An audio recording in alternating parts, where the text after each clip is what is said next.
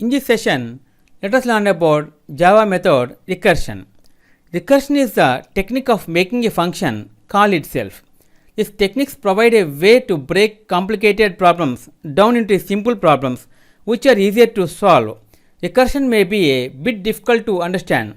The best way to figure out how it works is to experiment with it. Example, adding two numbers together is easy to do, but adding a range of numbers is more complicated.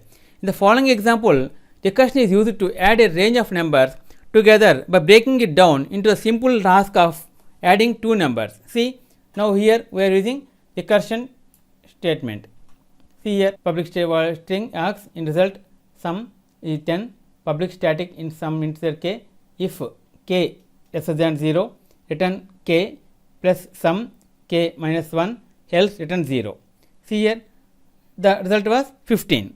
Use recursion to add all of the numbers up to 10. Example explained. When the sum function is called, it adds parameter k to sum of all numbers smaller than k and returns the result when k becomes 0. The function just returns 0.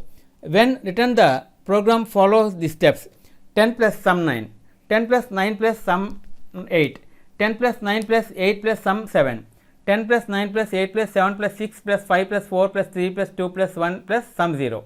10 plus 9 plus 8 plus 7 plus 6 plus 5 plus 4 plus 3 plus 2 plus 1 plus 0. Since the function does not call itself when k is 0, the program stops there and returns the result. Halting conditions. Just as loops can run into the problem of infinite looping, recursive function can run into the problem of the infinite recursion. The infinite recursion is when the function never stops calling itself. Every recursion function should have a halting condition, which is the condition where the function stops calling itself. In the previous example, the halting condition is when the parameter k becomes 0. It is helpful to see a variety of different examples to better understand the concept in the example. The function adds a range of numbers between a start and end.